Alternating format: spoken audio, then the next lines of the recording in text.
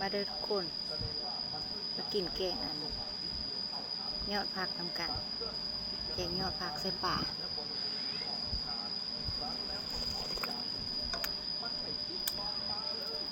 กินแบบนี้แซ่บดีอยู่เลย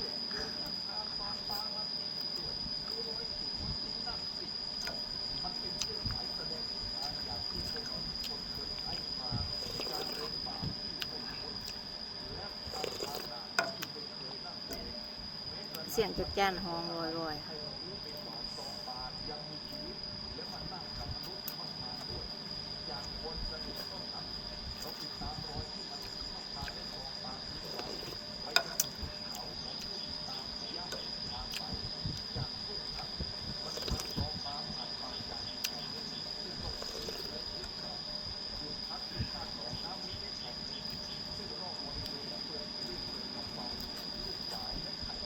มียอดมะอึถ้ามะอึยอดมะบวบยอดมะน้ำ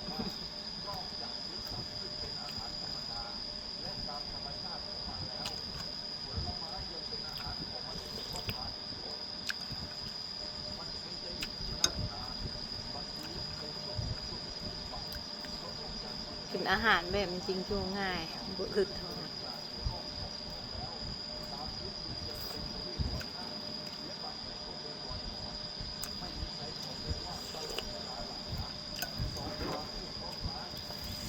แกงก็แกงใส่ตะเกียกับอันแป้งนัวมักเพชรขิงเนี่ยซื่อๆได้ทุกคนลองเฮ็ดกินมันเด้อแต่เฮ็ดกินแบบนี้ก็แซ่บได้กินแบบนี้ก็แซ่บไปอีกแบบโบยุ่งโบยากแถมยังแซ่บอีกเนาะ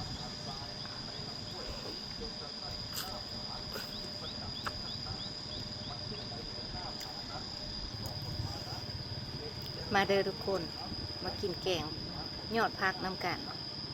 มียอดมะบวบยอดมะอึยอดมะน้ำปนกันแกงใส่ตะเกียกับเป็นนัวมะเขือขิง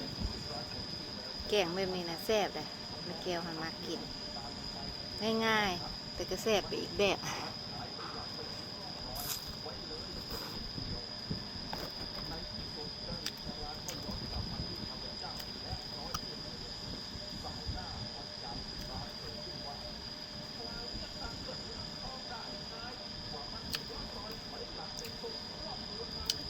แกงเพราะว่าเราปรุงมาไม่ไหม้เลยกินเลยนะแซ่บ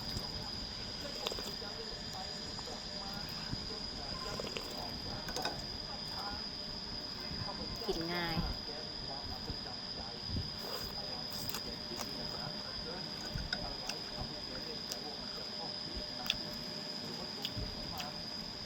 ยอดผักเก็บมาไม่ไหม้หวานอ่ะเด็ดมาแล้วก็มาแกงเลยหวานแท้หวานว่ะทั้งหวานทั้งกรอบเด็ดจากเครือมาแล้วก็มาทิ่มลงหม้อเลย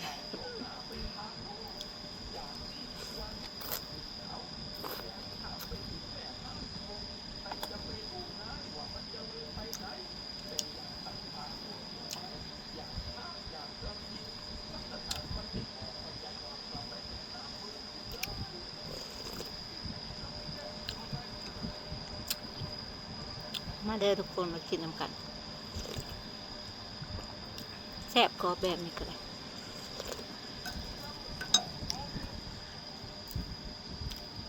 มาแก้วมันมาเฮ็ดกินตลอดง่ายๆแต่ว่าแซ่บดี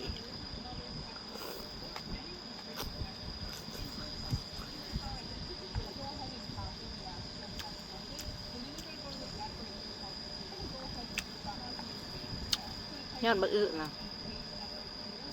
แซ่บๆอ่ะ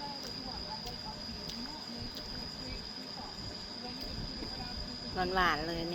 ด็ดอกเครือมาใหม่ๆ